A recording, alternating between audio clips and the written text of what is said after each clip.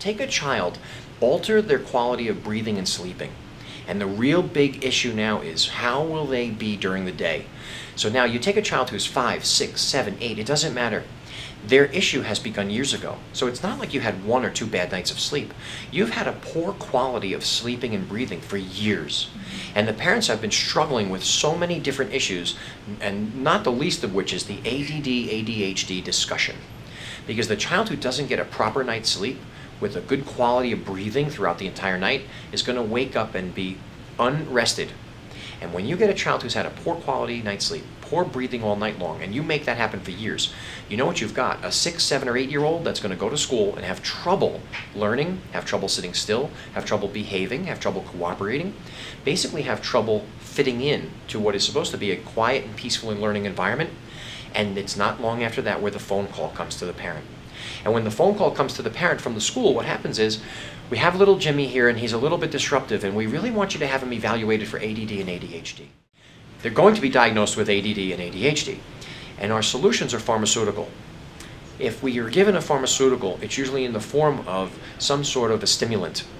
And what that does to the child is it kind of pushes them over the edge and it brings them back to calm. So you basically take an excited or hyperactive child, you stimulate them more, and you bring them back to so-called calm. But it doesn't make a better learning child. You're not going to have a child who's able to learn as well. So now you might have the child sitting still in class because they might be a little more numb or relaxed or calm, but it doesn't necessarily make them a better learner. If we have the so-called ADD, ADHD diagnosis, we're talking about hyperactivity. We're talking about all of the things about behavior and development that land in this category. And the interesting thing about research is, and there is current, ongoing, and past research that shows, children who are sleep deprived produce the same exact symptoms as kids who are diagnosed with ADD and ADHD. In fact, there's a nice study that showed children who were diagnosed with ADD and ADHD were mixed with children who were sleep deprived. And in that group of kids, when they tried to analyze them and look at their symptoms and diagnose them, they couldn't tell them apart. And if you have a group of kids and you can't tell apart who's an ADD child and who's a sleep deprived child, it's no surprise that maybe the ADD and ADHD has a cause. And maybe that cause has to do with the quality of the breathing and the sleeping overnight. And there's a lot of research out there, and one of the pioneers here is Dr. Stephen Sheldon out of Lurie Children's Hospital in Chicago. And he does a wonderful job of researching, and over the decades, he's come to a conclusion, and I've seen him speak, and it's not soon after he jumps on stage and he makes a statement that ADHD and ADD do not exist. They are an outcome of a sleep disorder breathing. They're an outcome of a poor quality of sleep. It's all about the quality of sleep. Another researcher who's produced beautiful research on the same topic is Dr. Karen Bonnick out of Einstein at Yeshiva University. Dr. Karen Bonnick has the largest study to date. 11,000 children were watched over 7 years.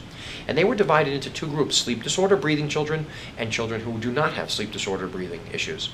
The children in the sleep disorder breathing group, over their 7 years, her study showed that they were 50% more likely to be diagnosed with an ADD or ADHD diagnosis and treated with medication. 50% is a coin toss for our child to be diagnosed and treated with a medication. Also in her group, they were doing testing. They were doing IQ or intelligence testing along those 7 years. And the children with the sleep disorder breathing, their intelligence testing, their IQ scores were dropping over those 7 years. And that's really not the way it works when you're growing and forming. The formative growing years for a child, when they're sleeping and breathing well, your IQ raises to a certain point and then you kind of plateau. We don't see IQs diminishing amongst children.